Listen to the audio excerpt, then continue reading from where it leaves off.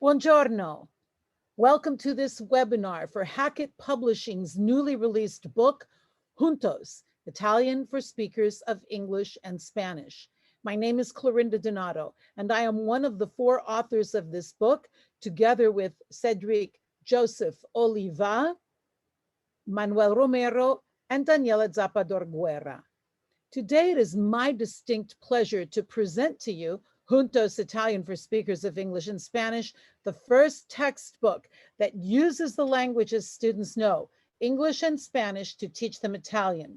Indeed, Juntos, Italian for Speakers of English and Spanish, is the first textbook that teaches multilingually through the strategy and pedagogical approach of the intercomprehension of the Romance languages, which promotes language comprehension and acquisition through the synergies of the Romance language family.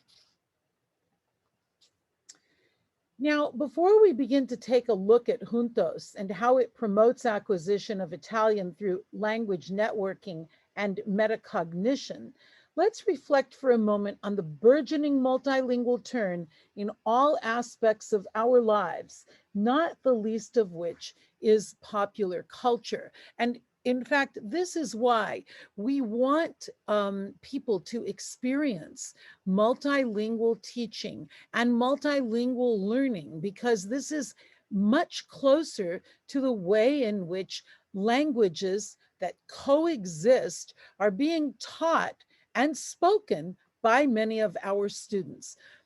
As we've said, this approach is based on the mutual intelligibility of the Romance language family, and we're engaging the students' entire linguistic repertoire as we are doing this. And you're going to find out more about what that means. But we really want you to discover the inclusive language teaching tools that will define the fluency of the future through Juntos. Now, the audience for Juntos is high school and college. Indeed, teenagers and adults do really well with this approach, with Juntos. If they have knowledge of English and Spanish, they are going to do great with this approach. Here is our title page, and you can see that we are part of Focus, an imprint of Hackett Publishing Company Incorporated, and we're very proud to be part of this imprint. So again, we're going to be experiencing multilingual teaching and learning through the mutual intelligibility of the Romance languages. Now, let me introduce the team to you very quickly. There I am, Clorinda Donato, and I direct the Clorinda Donato Center for Global Romance Languages and Translation Studies. We've been doing a lot of work in this area, and it's very exciting to have the capability of working on projects like Juntos that engage many languages, and especially the Romance languages. Cedric Joseph Oliva, who teaches at Bryant University, and his areas and languages, his languages are French, Corsican, and Italian. And he is teaching intercomprehension, Romance linguistics, and the languages as well, with a research focus on intercomprehension, which is a focus of us all. Manuel Romero is the associate director of the center I direct, the center that carries my name, the Clorinda Donato Center for Global Romance Languages and Translation Studies. His languages are Spanish, Italian, and English. And as you can see, we also indicate the other languages we're learning because we put our language repertoire. Daniela Zapador Guerra, her languages are Italian, Spanish, Latin. She was a classics major, French, Greek, and it's incredibly wonderful to have somebody with a knowledge of classics, because all of the languages play a role in having us achieve higher levels of language competency in any language we are studying. Now, the internet is rife with polyglots, as you've probably noticed, and Juntos is part of the polyglot move. People want to be multilingual. People are multilingual. People want to become more multilingual. And that's the approach that we're taking in Juntos. You can see polyglot performances all over the web. Young adults who pride themselves on their ability to chat in multiple languages. And there's a great desire for affirming and acquiring multilingualism.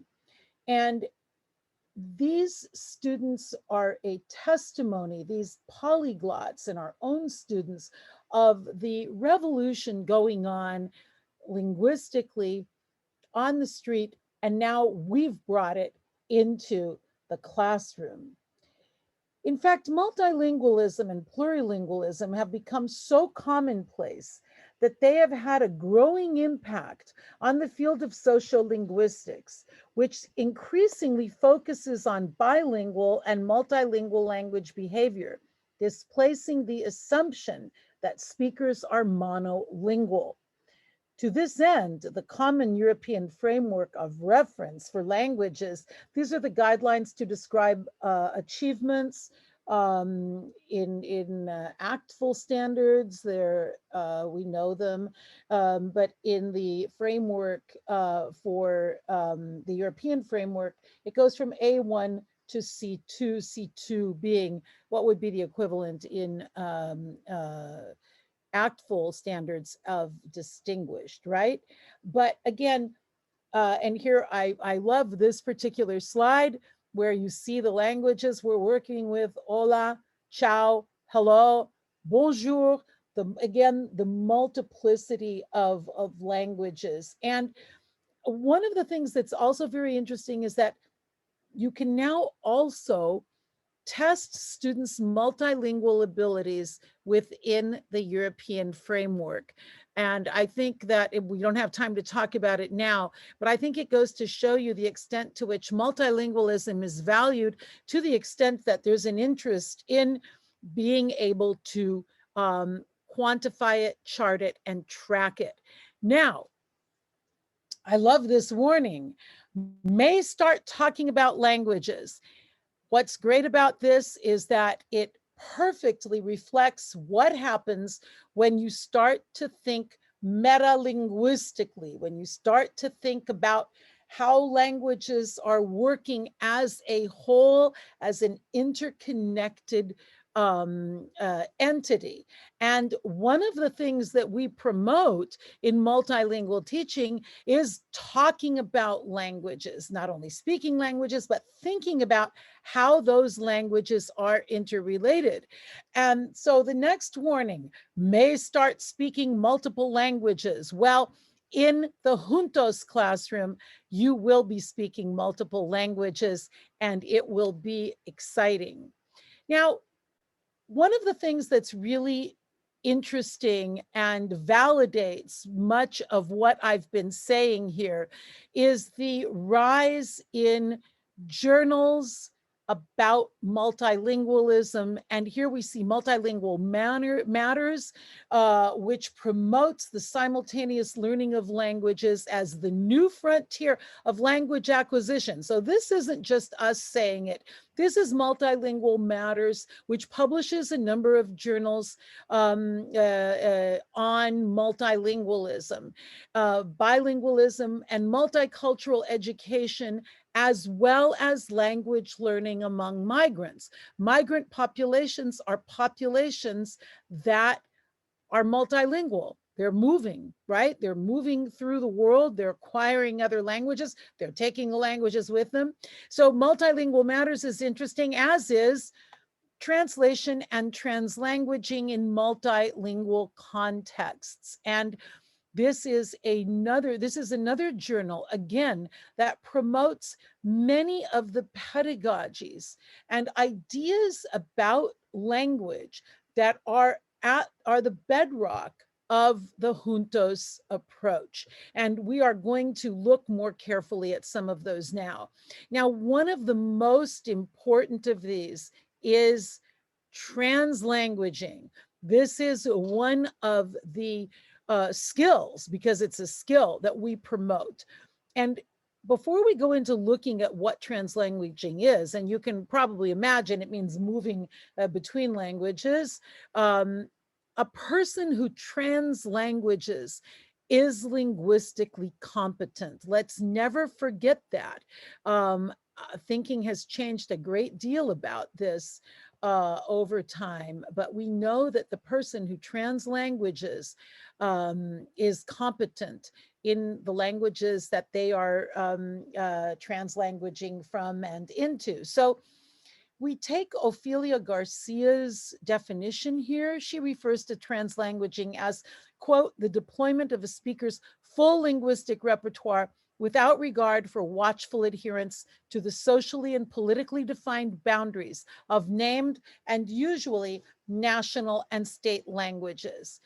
And translanguaging is a process, a meaning, and a sense-making enterprise that draws upon linguistic, cognitive, and semiotic resources. Language is multilingual, multimodal, and a multi-sensory sense-making resource. And this is something we always want to keep in our minds. Now, multilinguals. These are the students in your classroom. They're challenging the boundaries between named languages, linguistic, paralinguistic, and non-linguistic means of communication, focusing on learning languages together. Translanguaging can only be realized by bilinguals and multilinguals. We're using the best practices here to encourage them to practice this skill and to use this skill in their acquisition of Italian. So let's take a look very quickly at the features of Juntos. This is the first book, as we've said, that teaches Italian through a multilingual approach and promotes the multilingualism of the Spanish heritage speaker as an advantage and a tool for the acquisition of other languages, especially the Romance languages. And it's the first textbook to promote language networking, the only strategy to use with multilingual learners. And of course, we know so much about networking, right? Connect what you are learning to what you already know. This is how we get the best results. So, as we've said, we are addressing these students as multilingual and multicultural learners. And the other thing that's fascinating about this approach is that it reinforces students' knowledge of English and Spanish. As they are learning Italian and they're being exposed also to the Spanish, English, and other languages, as you will see, their own Spanish will be reinforced. And they always report that they come out of this class not only having learned Italian, but having understood much better Spanish and English. The book also features innovative readings about topics of transnational English. So we also use translation in language teaching. TILT is what it's referred to, but there aren't that many books that encourage translation, but translation is a wonderful pedagogical tool. It's a pedagogical tool that is increasingly being recognized for its ability to trigger multilingual, multicultural thinking and comparisons. Again, this networking of knowledge that we were talking about. Now, the learners that in our classrooms, in our multilingual classrooms, they not only bring a linguistic repertoire, they bring a cultural repertoire. And that cultural repertoire is often in our book looked at from a point of view of comparison. And this is where Italian, not only the language, but the cultural aspects are very important, not the least of which is the fact that Italians were the immigrants of the United States and of the rest of the world, Latin America, Australia. We often forget the extent to which Italians, their language and culture, were part of a diaspora movement. And so you find Italians today all over the world as part of that movement. Many of them in Latin America, many of them have maintained their Italian while maintaining their while learning Spanish through this approach. In fact, intercomprehension is a very popular approach for learning languages in Latin America, especially when you're dealing with another Romance languages. So students are invited to reflect upon language through a comparative approach, as you will see. And all of these have been written with the multilingual, multicultural student in mind. Now let's take a look here at this table of contents very quickly.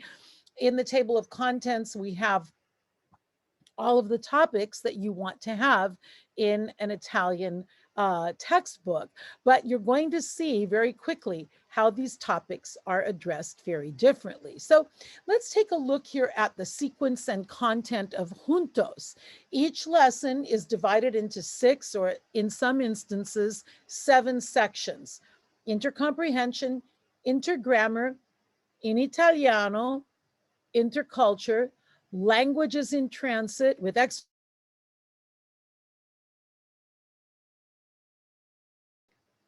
exploring the web, and then in some cases further focus, number 7. Now, I've put exploring the web and future focus on this next slide, just so that you're aware that these sections are there. The exploring the web sections are comprised of activities hosted on the Books Companion website. You can see the link here. These activities invite students to explore various websites. So maybe we're talking about a particular song, music. We wanted students to be exposed to the authentic materials that are available on the web, and they are coordinated with each lesson.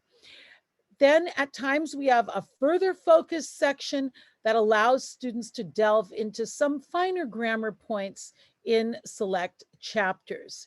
Now, let's start talking about this multilingual approach and how intercomprehension works. So intercomprehension reinforces and emphasizes the relationships that bind all Romance languages. Throughout this textbook, key languages have been color coded. Here you see the color coding for Portuguese, Spanish, French, Italian, and English. But at times in the book, you're also going to have Latin, Galician, you're going to have Catalan, you're going to have Corsican, Sardinian, Sicilian, and Romanian, together with the other languages. And it's really exciting for the students to see these languages together. For example, as you see here with the welcome page, welcoming students in all of these different languages, and the students are invited to reflect upon the similarities and the differences. This is called positive, looking for the positive transfer. We call it language noticing. It's a very important theory about language acquisition that says that when students notice the similarities and differences between the language they're learning and the language or languages they know, that's where learning takes place. And this is also something that we subscribe to a great deal. Now, here you can see how this is working with the use of the possessive adjectives together with the word for cousin. So here you can see we've done this in Spanish, French, Italian, and English. And look at these connections. Now, let's look at the similarities and the differences, right? So similarities, well, you can see that the Romance languages, Spanish, French, and Italian, all have very similar possessive adjectives, right? But let's look at the English. We only have one possessive adjective, it's your. But right here, if you're a Spanish speaker, you're feeling very comfortable because you recognize ton cousin, tuo cugino. You recognize that possessive adjective. Although you might not recognize the word cugino because in Spanish it's primo. However, you know the word from your knowledge of English, cousin. So here you can see an example of how we're drawing from the English and the knowledge of Spanish, looking at French as another test case for seeing how Romance languages work, and acquisition comes very easily because of the networking that is possible with Spanish and with English, right? Here's a very quick look at the dynamics of intercomprehension, which works. You can see here that reading, and these are the different levels of competency recognized by the European framework from A1 through C2. And reading drives us through. When we can recognize the similarities in the structures, we are then moving to listening comprehension, speaking, and writing.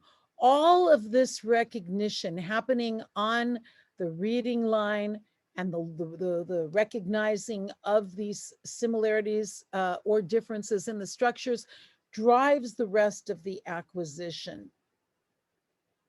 Now, interculture. We have a number of readings. Every lesson has a reading, and these readings are written interculturally. This is an intercultural reading about the vitamin of the sun, la vitamina del sole e del buon umore, and of the good mood. That's vitamin D, right? We know that the sun brings us happiness. And this reading is intercultural. Why? Because it talks about vitamin D and the effects of living or not living in a sunny climate on our mood, on our sense of well-being or not. And so you can see here that multiple languages have also been, and language areas have been discussed here. Le Journal de Québec that talks about the effect of sunlight. Or here, La Encuesta Nacional de la Evaluación del Desempeño 2002-2003,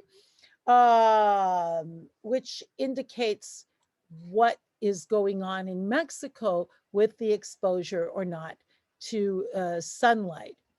And then we have reading comprehension questions, right?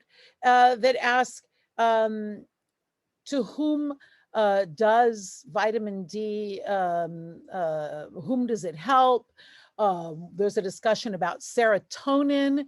There's a discussion about seasonal depression, and then whether or not the Icelanders or the Mexicans are happier. So this is an interesting discussion. And again, students are using their ability to think about and be exposed to really contemplate how something like vitamin D is viewed in other cultures and languages, and they have a whole set of information so they can talk about it. Now, let's look here at a reflexive verb, mi chiamo, me llamo. So immediately the students see this title, they know, oh, I'm talking about names, right? Let's look at the intercomprehension exercise. Now, as you see, some languages do it like we do it in English. My name is Peter, but many of the Romance languages do it the way it is in Spanish, me llamo, and so does Italian, right? Mi chiamo. It is a reflexive verb with a reflexive pronoun and the verb conjugated, right? So the intercomprehension pieces here get the students to reflect what's more similar to English, what's more similar to a Romance language. But they really do connect with the Italian mi chiamo being very similar to me llamo. Here we ask, what do the statements above express? Age, name, or nationality? They very quickly know that it's name, right? Now, here is the intergrammar. So we want the students to reflect on whether or not the structure, mi chiamo Ilaria, is closer to English or Spanish. This is where we get into the language noticing. Notice the difference between this structure and English, or the similarity to Spanish, right? Language noticing. Now, let's look at another very important verb that for the Spanish speaker needs to be spelled out, because in Spanish we have two verbs for what in Italian and English are the verb to have or avere, right? So we want students to pay attention to this. And we're going to ask them, would you use the verb tener if you're talking about having to do with, in Italian, avere a che fare, or avere grilli per la testa, to have a head full of crazy ideas, avere bisogno di, avere fretta, right? We want the students to think about this because in Spanish we have the auxiliary verb haber, and we want to make sure that they are understanding that haber and tener are both covered in Italian by avere. So you can see how this book really focuses in on the Spanish speaker, helping them to avoid confusion and to use the similarities and differences for a straight path to acquisition. Now, here's a fantastic reading comprehension exercise on le zone blu, the blue zones where people live longer. And this particular reading is about Sardinia. We know that the Sardi live a really long time. And here you can see two very active elderly gentlemen, one of them, laying bricks, and another one, manning this big grill of fish. And both of these men are well into their 80s. I know both of them. And it was really a pleasure to add this to our book, because many people are paying attention to les zones bleues. These days, we're all trying to figure out how to live longer. Well, I can tell you, if you go to Sardinia, you will certainly live longer. And then we have a series of questions about the blue zones that are questions that the students themselves want to talk about. We talk about food, and we talk about exercise, and we talk about family and being happy with your friends and in your environment. Now, we also have here we have one of the translation passages. And what is important here to understand is that these students can translate these passages. It is absolutely unbelievable to see the extent to which these students, Spanish speakers, are capable of translating into Spanish or into English or both. We allow them to translanguage translate. That's not a problem. But the student who is a Spanish speaker is able to do the readings and is able to translate. And they take great pleasure and pride in doing this successfully. This is another one of these translations about Genova, comings and goings. And this is about the comings and goings of immigration. Genoa was one of the ports from which so many Italians left for the New World, for Argentina, for California, for New York, for Australia. And this reading reflects on that. And in doing so, draws together parallels with the migrations that many of our own students have lived through themselves. We also look at, in the second part of this reading, the arrivals, right? Who's arriving in Genoa? Genoa is also a huge city of migratory movement. Many, many Latinx people live in Genoa. As you can see from this, una taqueria mexicana a Genova. Here we have La Taqueria Mexicana that is in the Vicoli, in the small streets of Genoa, and it is jumping. But we also like to notice, because everybody's translanguaging, please notice that this slide is written in this taqueria. The languages used, there's 3 languages, right? Right next to it, we also have a typical Genovese shop. And this sign is written in the local dialect Genovese. So again, all of these languages are living together. Plus, we can get tacos, but we also want to get the typical cuisine, focaccia or lasagne al pesto. Now, I wanted to move very quickly through some of these grammar points. Um, we have c'è and ci sono, piacere, the passato prossimo, and the congiuntivo, right? The subjunctive. These are often confusing structures to teach, especially to the Anglophone students who may have trouble learning these. But there are some points that we really want to make when we're dealing with our Spanish speakers. So let's look at c'è and ci sono. C'è and ci sono, there is, there are. This is an area where we really want our Spanish speakers to focus on the positive transfer between c'è and ci sono in English. There is, there are. Because in Spanish, we have one word, I. I is there is, and it's there are, right? So again, you can see how the students, depending on what the structure is, they can make that connection with there is and there are between English. But they also learn, they get exposed to the other languages where it's just one word, like French, il y a. Il y a, one way of saying there is, there are, is the same as I, right? And here you have a table showing that. I, il y a, Italian, c'è, ci sono, English, there is, there are. These kinds of tables are incredibly helpful to the students. And here you can see how this exercise goes on with more reinforcement. Now let's look at the verb piacere. Piacere is a wonderful verb, right? The verb to like, to teach to our Spanish speakers because it maps perfectly on the verb gustar, right? Mi piace, me gusta, all right?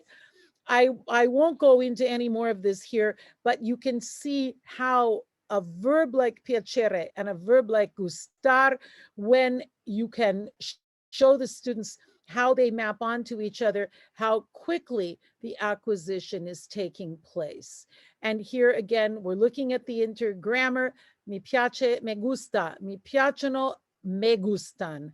Again, making these points and working here in this exercise between Spanish and Italian.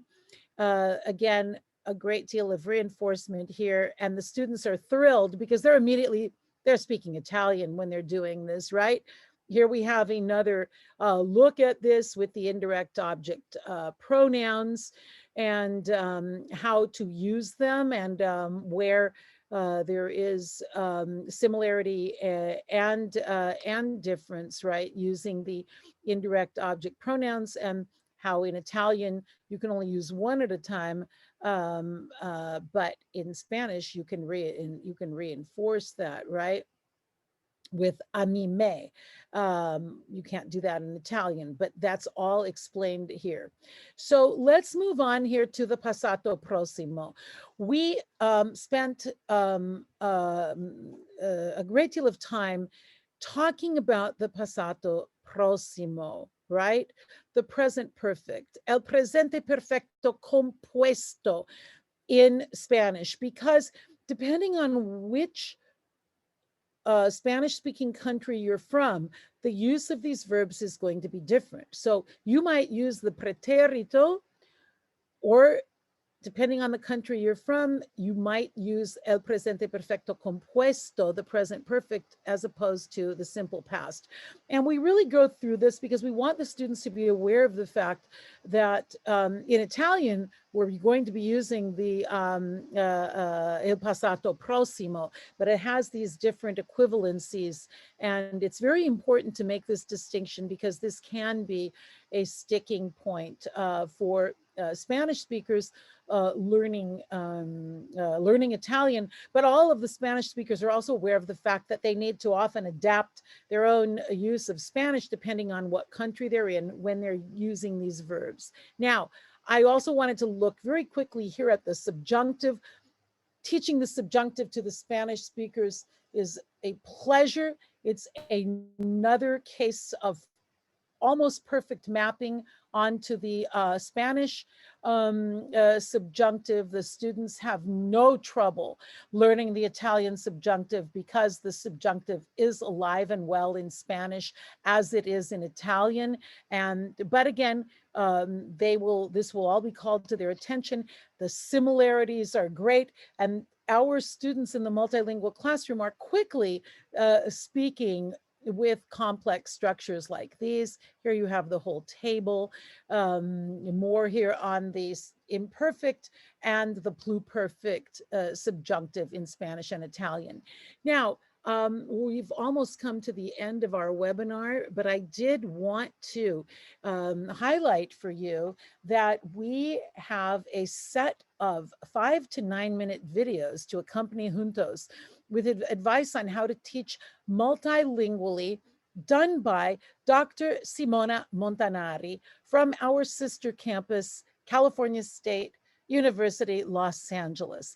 And I know that you're going to really enjoy these. They're going to help you prepare your teaching with Juntos.